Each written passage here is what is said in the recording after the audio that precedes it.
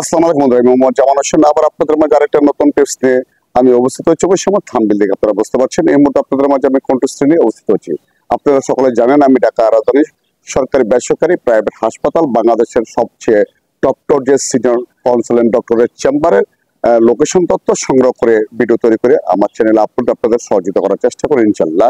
এবং বাংলাদেশের যে কোনো জেলাতে কোনো হাসপাতালের তথ্য জানতে চাইলেও সেটাও আমি আপনাদের মাঝে তথ্য দিতে পারবো ইনশাল্লাহ। আরেকটা কথা হচ্ছে গান, আপনি কোন হাসপাতালে কি কি চিকিৎসা সেবা নেবেন, আপনি কি রোগে আক্রান্ত হয়েছেন আমার কমেন্ট বক্সে কমেন্ট করেন। আমি সে অনুপাতে অবশ্যই আপনি কোন ডক্টরের চিকিৎসা সেবা নেবেন সে সকল তথ্য নিয়ে আমি ভিডিও তৈরি করে আমার চ্যানেলে আপলোড আপনাদের সহযোগিতা করবো চেষ্টা করবো ইনশাল্লাহ। তো আজকে এই মুহূর্তে আপনাদের মাঝে আমি যে একটা গুরুত্বপূর্ণ টিপস নিয়ে অবস্থিত হয়েছি, যে কমেন্টগুলো আমাকে বেশি করে থাকে সেটা হচ্ছে কারণ বঙ্গবন্ধু শেখ মুজিব মেডিকেল বিশ্ববিদ্যালয়ের ডক্টর নিয়ে।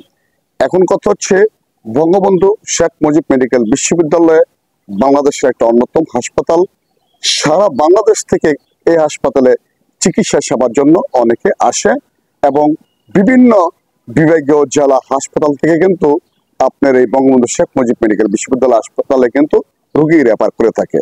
দেখা যাচ্ছে বিভিন্ন ক্রিটিক্যাল কেস, যার কারণে কিন্তু বঙ্গবন্ধু শেখ মুজিব মেডিকেল বিশ্ববিদ্যালয় হাসপাতালে কিন্তু আপনার চিকিৎসা সেবা দেওয়ার জন্য কিন্তু রেফার করে থাকে।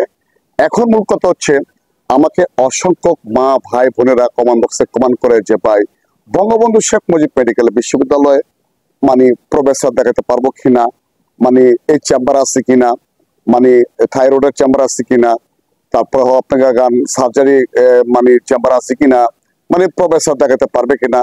দেখেন আমি অসংখ্য আমার চ্যানেলে এরকম ভিডিও দিয়েছি যে কখন প্রফেসর দেখাতে পারবেন, কখন মেডিকেল অফিসার দেখাতে পারবেন, কখন সহযোগিতা পদ দেখাতে পারবেন।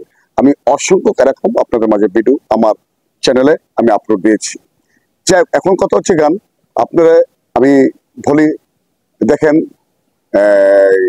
যদি প্রফেসর দেখাতে চান তাহলে অবশ্যই আমি ইতিপূর্বে আরো কয়েকটা ভিডিও দিয়েছি, আমার আই বাটনে গিয়ে ভিডিওগুলো দেখে নেবেন। তারপর বলে দিচ্ছি যদি আপনি প্রফেসর দেখাতে চান তাহলে অবশ্যই আপনি কি করবেন, আপনার সুপার স্পেশালিস্ট হাসপাতালে আপনারা ভিজিটের বিনিময় সকাল 10টা থেকে 1টা এবং 2টা থেকে 5টা পর্যন্ত দেখাতে পারবেন।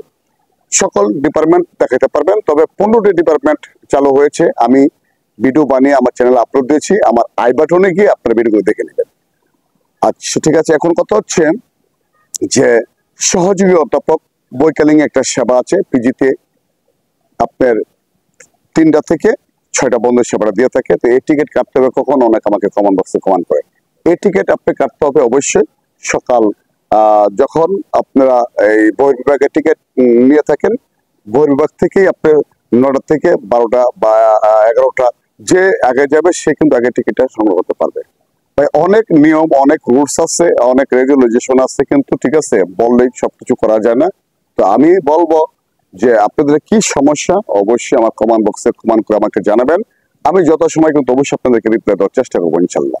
তো আপনাদের উদ্দেশ্য মতো আমি চ্যানেলটি খুলেছি, আপনাদের সেবা দেওয়ার জন্য আমি চ্যানেলটি খুলেছি। যদি কোনো মেডিকেল সম্বন্ধে কোনো তথ্য পেতে চান অবশ্যই আমার কমেন্ট বক্সে কমেন্ট করবেন, আমি যত সময় আপনাদেরকে রিপ্লাই দেওয়ার চেষ্টা করবো ইনশাল্লাহ। আপনারা ভালো থাকেন এবং সুস্থ থাকেন সে দোয়া কামনা করে বিদায় নিচ্ছি।